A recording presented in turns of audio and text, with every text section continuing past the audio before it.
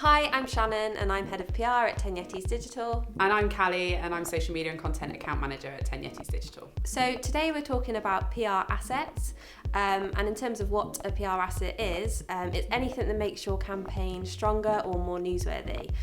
We tend to use a lot of PR assets because we do cross-platform campaigns, so that's anything sort of incorporating PR, video, social media, images, and things like that. So first up, microsites. A microsite is a standalone website with a clear sort of focus or activity that the end user can do, usually a quiz that's going to have results that are shareable. So the main reason people use microsites are not just because they're fun, but they have great SEO benefits. Once you've had the site open for say 3 months, you can 301 redirect the link equity and redirect that through to your current website, and you can maximise on those search results and benefits then. Get all the link juice. Yeah. And also we find that microsites work best when they're not too heavily branded, because people are much more likely to share them if the branding isn't too in your face. So Social Santa was a good example of a microsite. Users could go on and it would pull in all their Twitter data and tell them sort of how many swear words they've used and if they've been naughty or nice, and then they could share that result on their social platforms. Yeah, and I mean, you know, we're pretty good at this sort of stuff, not least to say because we've won a couple of awards for them. Okay, so the next PR asset that we're going to talk about is video. Okay, so the main thing that we consider when we're producing a video is the fact that it's got to be short and sweet, as long as it serves its purpose. I mean, people's attention spans nowadays just non-existent. You can tell with Twitter feeds sort of jumbling around everywhere. So as long as your video gets to the point quite quickly and is really fun or stirs some sort of emotion, you will get that sort of viral factor. So if it'll make you want to laugh, cry, want to know more, you know that you've bagged a good video.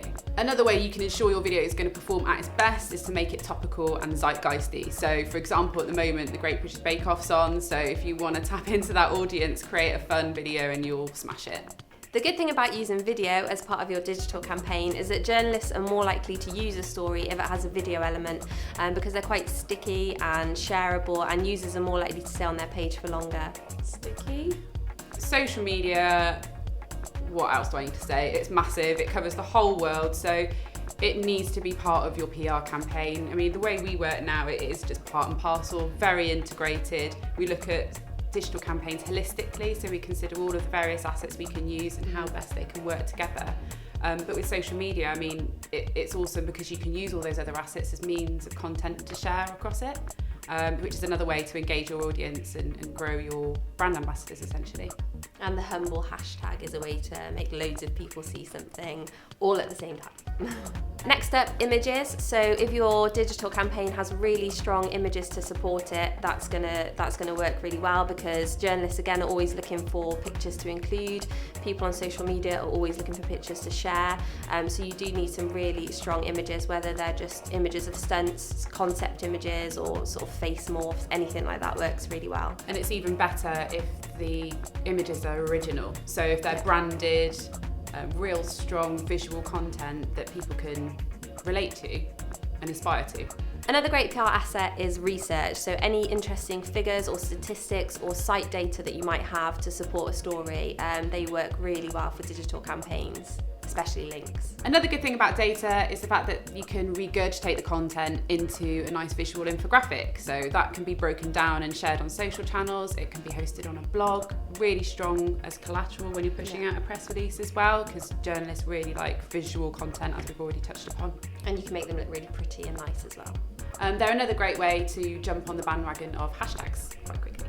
And finally, white papers. So this might annoy a few of you, but we're going to make it a bit fun. We're going to use a load of the industry wank words right now. Please, wank word calculator. So white papers, they do instill quite a lot of thought leadership. They demonstrate expertise, but they can also be used for data capture and email mining. Okay, you can grab the data from asking people to fill out their details and their emails before they're able to download the white paper from your website. It helps to increase traffic, and it also gives you some more data to use for marketing purposes. And as long as you think outside the box a bit and come up with a really interesting point that you're trying to make with the white paper, that's the ones that work best. Synergy. Moving forward. Just make it dynamic. Viral. So those are our top PR assets that we think it's always important to think about. And we've been 10 Yetis Digital. You've been beautiful. Doodle bip. Doodle bip. Wait. One more thing. If you want to play Facebook's algorithms, upload videos.